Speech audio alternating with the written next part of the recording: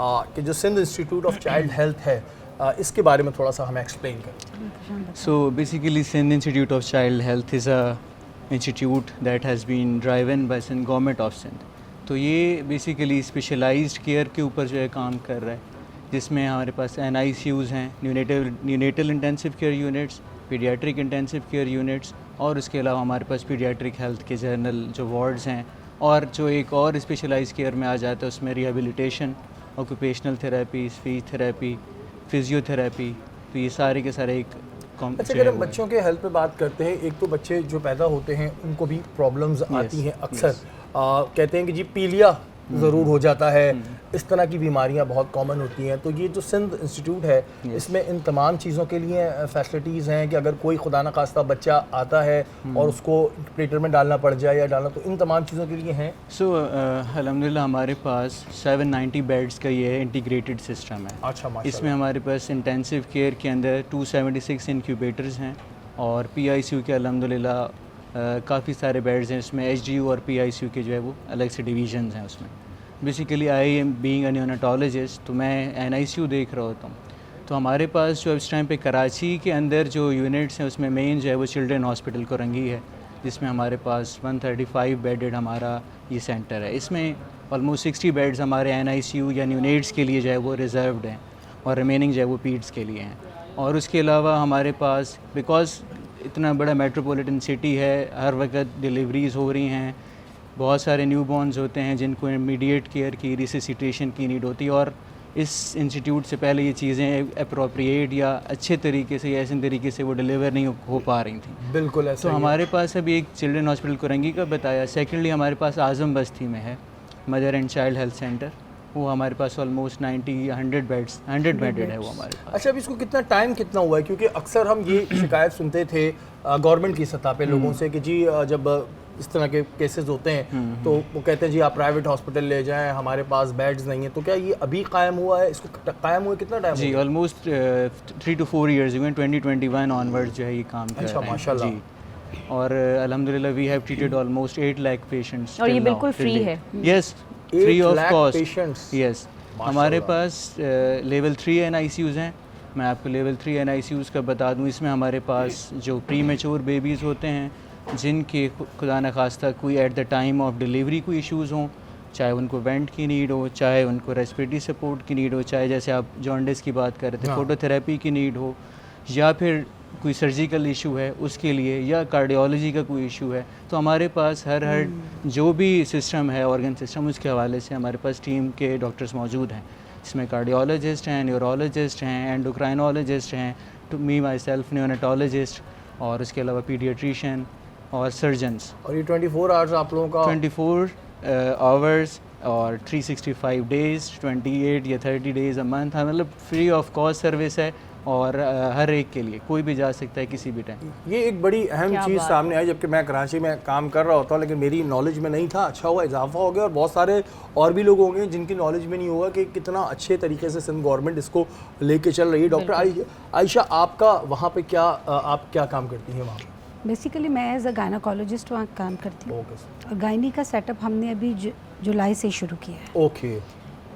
Gynae का setup शुरू कराने का बेसिक एम जो सिंध गवर्नमेंट का वो ये था कि बेबीज़ जो हमारे पास डिलीवर हों तो वो उनको जो एंटीनेटल प्रॉपर ट्रीटमेंट हैं, जो उनको केयर प्लान्स हैं, वो हमारे ही इंस्टीट्यूट में दिया जाए। तो मदर एंड चाइल्ड हेल्थ के साथ अब हम आगे बढ़ेंगे।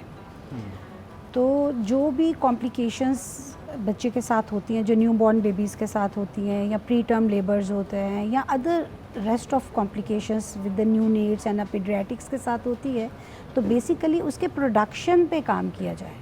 मदर की लाइफ को उसकी कोमॉर्बिड्स जो बीमारियां उसके साथ हैं उस पे काम किया जाए, ताकि prevention is better than cure की फार्मूले को हम फॉलो कर रहे हैं। अच्छा, एक हमारे यहाँ कुछ लोगों ने इसको एक बीमारी का नाम देते हैं। जब भी कोई प्रेग्नेंट होता है तो उसको कहते हैं जी बीमारी है, जबकि ये बीमारी नहीं है।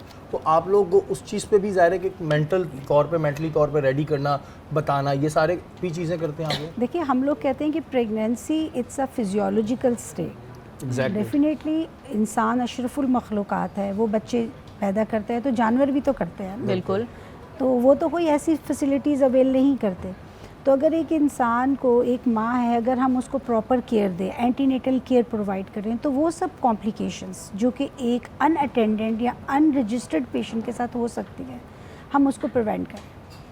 लाइक जैसे डॉक्टर साहब ने जिक्र किया कि हमारे पास बेहतरीन आईसीयू हैं, इंक्यूबेटर्स हैं, जिसमें हम प्री टर्म बच्चे, प्री मेच्योर बच्चों को रखते हैं। वो लाइफ के वक्त से पहले पैदा हो जाते हैं 32 हफ्ते पे, 34 हफ्ते पे, और रेस्ट ऑफ वो जो पीरियड है हम उनको इंक्यूबेटर में वही इन्वायरमेंट प्रोवाइड करते हैं जो कि उनके मदर के पेट में उसका जो इन्वायरमेंट था। लेकिन हम अब इस चीज़ पे काम कर रहे हैं कि प्री टर्म की नौबत क्यों आ रही है। तो जो मैटरनल प्रिवेंटेबल कॉजेज़ है, हम उन पे काम करके मैटरनल हेल्थ को बेहतर करेंगे, तो then we are leads to a good generation.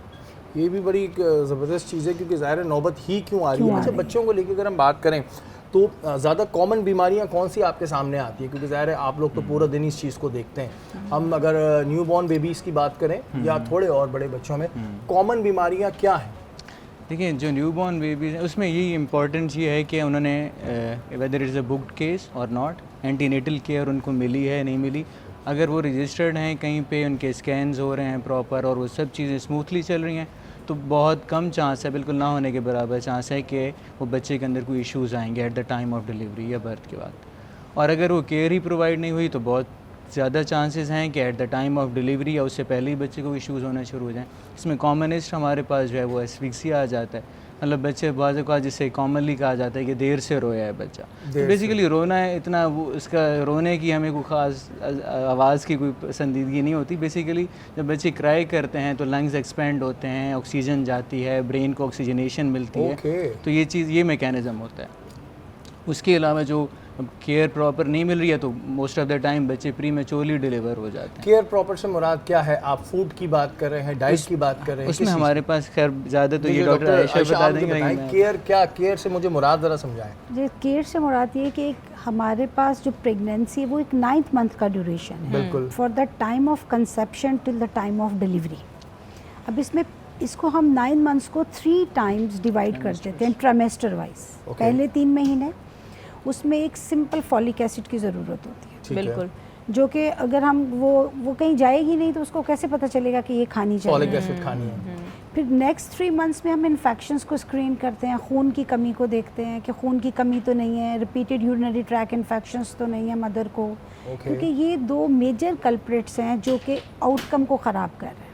And last third one, and the third last one में उसको यही anaemia and other medical disorders like diabetes in pregnancy, जो शुगर हो जाती है प्रेगनेंसी में, जिसको हम बेबी शुगर कहते हैं, वो हो जाता है ग्लाइसीमिया, क्योंकि we are the east like जो हमारा ओरिजिन है ईस्टर्न जो हम लोग हैं, तो हम लोग तो ऑलरेडी वल्नरेबल पॉपुलेशन है ना फॉर द डायबिटीज़। तो इसको हमने अगर 28 वीक्स पे मदर को स्क्रीन नहीं किया, दोज दो हैव ऑलरेडी एग्जिस्टिंग हाइपरग्लाइसीमिया, खून में शुगर की मिकदार ज़्यादा थी, तो उन बच्चों को कंजेनिटली हार्ट डिजीज़ हो जाती है।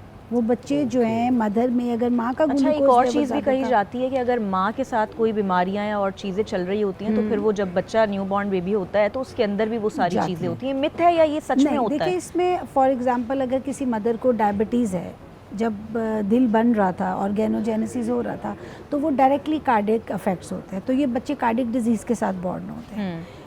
इन बच्चों को शुगर, मदर को अगर बेबी शुगर है तो बच्चों को तो शुगर नहीं होगी at the time of birth. सही। अच्छा, डिप्रेशन इसमें कितना वो रखता है? क्योंकि अक्सर हमने देखा है कि प्रेगनेंसी से पहले जब ज़ाहिर एक टाइम पीरियड चल रहा होता है, घर में लड़ाइयाँ हो रही हैं, झगड़े हो रहे हैं, अच्छा तो औरत जो है वो डिप्रेशन ले रही होती है। अगर कोई औरत डिप्रेशन के साथ है तो ये इसके लिए कितनी डेंजर है, और वो उसके बच्चे पे क्या असरात पड़ते हैं, ये भी ज़रूर बताइएगा। इसमें ये बिल्कुल मैं आपको इस प्लेटफॉर्म पे ये बात सबके लिए, एक पब्लिक अवेयरनेस के लिए ये मैसेज करूँगी कि जो डिप्रेशन है या टेंशन है या साइकोलॉजिकली इन्वायरमेंट है, वो इन यूट्रो जो उसके अंदर एक तख्लीक का अमल हो रहा है उस पर बहुत अफेक्ट करती है, डायरेक्टली और इनडायरेक्टली, बच्चे पे भी and as well as mother में भी। और यहाँ पे मैं एक बात ज़रूर कहना चाहूँगी, बड़ी अच्छी बात की आपने कि वो डायरेक्टली भी और इनडायरेक्टली भी बहुत असर करती है इन चीज़ों पे।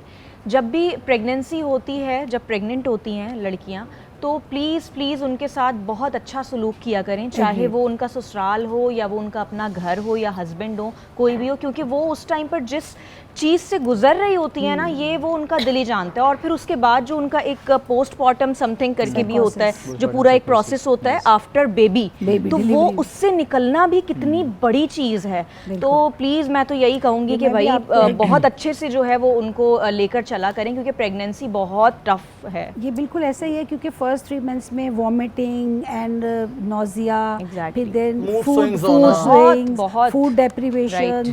तो ये उन लोगों को, ये हमारे जो सोशल कल्चर्स है वो कह देते हैं कि हमने बच्चे पैदा नहीं किए कि आप पहली दफ़ा कर रही हैं। पुराने वक्तों में तो पर चलते फिरते हो कुछ हम जाते तो थे। डॉक्टर की शक्ल नहीं देखते थे, और इसी तरह घर में बर्थ हो जाती थी। तो देखिए वक्त वक्त की बात है, वक्त बदल चुका है। जब इतना इनोवेशन हो चुका है, इतना मॉडर्नाइजेशन हो गया है, तो why not the women health is still in back areas, exactly. कोई मैसेज आप लोग देना चाहते हैं हमारे देखने वाले नाज़रीन को? तो मेरा यही मैसेज ये है कि ए हेल्दी वुमेन जो है ऑलवेज़ एक हेल्दी जनरेशन है। हम आपको सेहतमंद माएँ देंगे और एक सेहतमंद माशरा जन्म लेगा। तो women health is a priority. More vulnerable population है और वो प्रोक्रिएशंस के अमल से गुजरती है। तो एक अच्छी माँ, एक सेहतमंद माँ नहीं होगी तो एक जनरेशन अच्छी नहीं बनेगी। बिल्कुल जी, ये एक बहुत इंपॉर्टेंट मैसेज है उन तमाम लोगों के लिए जो आज तक उसी सोच में जी रहे हैं कि जी हमारे वक्तों में ऐसा होता था, भाई आपके वक्तों में होता था, आपके वक्तों में वो चीज़ें नहीं थी जो आज के दौर में। तो वक्त बदलता है, जनरेशन चेंज होती हैं, लेकिन ज़ाहिर है जो भी हेल्थ के मामलात हैं वो डॉक्टर्स ज़्यादा बेहतर बता सकते हैं, तो उससे ज़रूर कंसर्न करें। और आप लोग जिस तरह काम कर रहे हैं, आप लोगों को सल्यूट है और बहुत सारी दुआएँ आपके लिए कि आप लोग इसी तरह काम करते रहें।